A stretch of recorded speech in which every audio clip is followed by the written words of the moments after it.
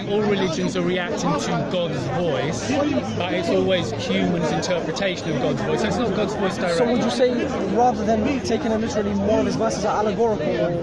Well, I would say they've been filtered through the human mind and the human experience, so they'll be flawed inevitably. Right. So it's rather like... Because they can only be understood through human concepts. Yeah, because if you've got an infinite thing being interpreted through a finite mind, you've got a problem there just of context. And I think the metaphor I give is something like, imagine a perfect piece of music is always playing. That's God. Imagine your picture is to hear that music, that's your nature. Now, you hear the perfect song and you try and sing it back to me. When you sing it back to me, inevitably you won't get it right. That doesn't mean you got it wrong. Yeah? I mean, any song I play you, if you sing it back to me, you'll get some notes wrong. You won't be able to do all the instruments simultaneously. So you'll be able to communicate to me the essence, and I'll be able to go, oh yeah, I recognize that. It doesn't mean you played me the perfect thing, but we had a common enough ground where I could understand where you were coming from. I think religion's like that. So Moses and Allah and Jesus, they're singing, they all hear the same song, and then they sing it back to the best of their ability.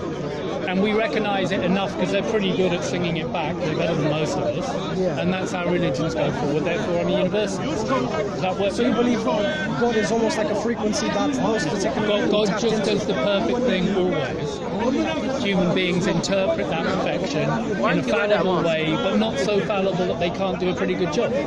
So I'm okay with them making mistakes. I recognise a common song being sung throughout different religions, yeah? Of course, right. Is that what? No, I understand. No, universalism, yeah. I might be wrong, I wasn't but too familiar with it's coherent. Of course.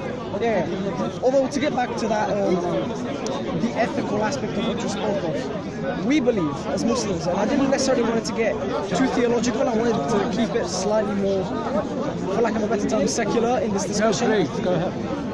But as far as theology goes, as Muslims, we believe that, and this is actually addressed in the Quran, the angels... Actually, you want to move a little bit away from them, mate. Just get in front. Yeah, go for it. Sorry. Yeah, go. what if that... Yeah? Yeah. I believe that before creation, the angels asked Allah, will you place on earth those who will do mischief, those who might end up in hell in that scenario? And Allah said, indeed I know more than you do. Hence we almost put trust in Allah, despite that not being such an ethical decision as far as our human minds comprehend. We believe that that was a necessity on Allah's front, which we cannot necessarily, like you spoke about. It's a frequency that we can't properly recreate because it's perfect. We believe that decision, well, to our human minds may seem, that could be evil. You know, that could be same with, like, the story of Abraham, how he told Abraham to with the son, like that. Maybe a human would be like, why would God do that? Sure. That's almost like an evil thing to ask a father to kill his son. You should, if you're healthy, consider that possibility. Of course, and But that's why I equally, believe people should. your counter argument is sometimes you've just got to have faith, and I agree with you. I think one of the problems for me with Islam, I'm not knocking the whole of Islam, but it places more emphasis on knowing stuff. It's very much into what do you know, what do you know. And the essence of a lot of religion is to understand, ultimately it's about faith. Yeah? But I think you have faith in an individual assertion, and then that creates a structure of thought, and then you can look at that structure of thought to see how consistent it is. So a good faith statement will produce ideas which seem consistent. A bad faith statement will produce ideas which are inconsistent. So although you've got to have assertions of faith, you can at least chuck out bad ideas, even if you can't know for sure what's good. You can definitely know. And here's where I see kind of the universalism aspect of religion, or like the way you view religion. I can kind of understand why, because as you just spoke about, a good set of ideas, or the set of bad ideas will I can actually filter out. Of course, that won't give me the best answer, but it will limit the field of what might good answers be. Yeah? In frequency, yeah. However, so that's. I know this is just me agreeing with you. It's not necessarily a debate. Okay. As long as you're doing it critically, I don't want to just randomly agree. I believe that I understand your perspective on religion exactly due to the thing that you just said. You just said that a set of ideas can be sort of muddled if it's I'm not sure exactly, I forgot how you exactly phrased it. You said that a set of beliefs will either be muddled or... consistent or inconsistent. So you can always scan ideas for contradictions, yeah? If there are contradictions, you can assume there's a problem. So you have faith in living a self-consistent universe, right? So you take any assertion of faith, as your building block, because it will always be that. Even if you want to have faith in God, have faith in God. Then you create ideas about how God behaves, and then you can scan those ideas for being consistent. Now, I have problems when someone says to me, God is merciful and just and loving. And by the way, he decided to create a universe where he was going to create hell and torture people, and he knew in advance. To me, that's now inconsistent. So I go, I'm not dismissing the idea there's a God, but because not everyone hears the song correctly, I'm assuming somebody may have misheard something when they sung me the song.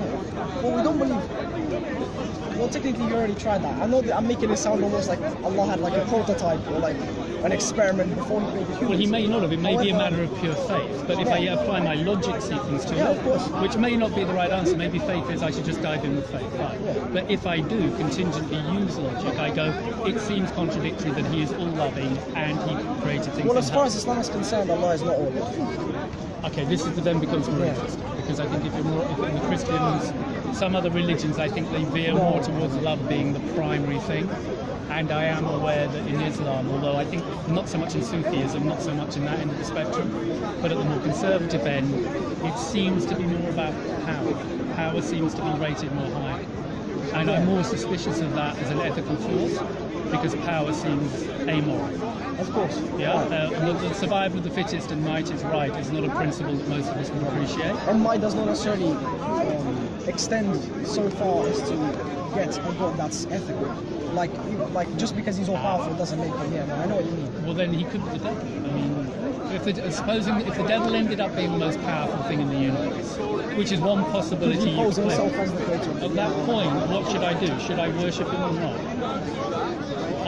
For me, I need a God who's ethical. It's a minimum requirement for me. If you're not the ethical thing, I think I'm being kind of cowardly. I mean, we believe he is ethical. As far as It needs to be righteous, profoundly we believe he's righteous. We just don't believe he's all loving. But then at the same time, we don't think it's ethical to believe it. Because think about it in this way. I know this is a very emotional way of speaking about it, and it's perhaps not very logical. However, imagine if I don't really like to make it personal, but you have children. No, but it's fine. Be Okay, personal. let's say you had a daughter. Okay. And let's say, I'll do it from a Christian standpoint. You know how Christians believe that all you must believe in is Jesus died for your sins? Some of them will say that. Yeah. Go on. A lot of them. A lot. Fine, I'll give you that. A lot of them, yeah. I don't think they necessarily understand what it means, but I No. think they'd say. Imagine that your daughter was raped. Uh-huh. Yeah? I won't give it up. But imagine your daughter was raped. And she ended up in heaven. Right? And after, I don't know how many thousands of years in heaven, I'm not sure, until the day of judgment, Yeah. her rapist who believed in Jesus Yeah. comes to heaven. Because because God is all loving, so he'll accept everyone into heaven. How will your daughter feel seeing her rapist in paradise? Not good. That's not paradise. Good. If you take a very anthropomorphized version of heaven. But if you assume that heaven is a more abstracted thing, Well, we believe that heaven is quite an anthropomorphized place. We believe that there are gardens with rivers under it. and you see, I think that again is the finite, limited human mind taking its conception of the infinite too I can see seriously. why. Yeah? I see why you think. And I think that although a loving God, I think would restore everybody to heaven in the end. I think the ethic plays out by that God goes, look, if you make back, you will end up getting back, coming home again, yeah? Everyone will come back to the source. But how difficult you make that journey for yourself will depend on your choices. So if you're Hitler, if you're the rapist, it's kind of like climbing a mountain. If you're the virtuous person who says, I'm their fitra, you'll get a good route fairly fast up the mountain, and it'll be a struggle, but it won't be a crazy hard struggle. But if you fall away from your fitra, then you'll end up going down a whole load of dead ends, and it'll be more arduous, and you'll have a horrible time. You'll still make it, but so the amount of struggle you'll have to make will be proportional to how far away from your fitra you go. That's a perfect ethical balance. Yeah? I don't need infinite hell in order to give you an ethical mandate. I'm just going, however deep you want to dig that hole, mate, you're going to have to fill it in again. It's up to you. Well, as far as my belief goes as well, and a lot of Muslims have shared this with me, although this is kind of a point of contention, I'm not going to lie. We don't necessarily believe that hell is eternal in most cases. There's a very famous, I know this is very kind of fable-like and quite hypothetical. I like hypothetical. Yeah. However, there is this story in Islam that a man was sent to hell, and that he cried out, Allah, why have you sent me to hell? I didn't do it. Yeah. And Allah, realizing that this man found him merciful, was like, okay, you can come back. And that was enough punishment. That emotional distress, that was enough punishment for him to lie back to the straight path, go back and align himself to the frequency. So that's the same as this. He had a journey and he had it hard and then he got back up. But we believe that the life on earth is meant to be the journey. It's meant to be the place where you find Allah. If you don't, after a warner has been sent to you, a warner is what we believe in Islam. We believe everyone gets sent at least one pure message of Islam. If you don't, then you're not going to get punished. If you truly don't get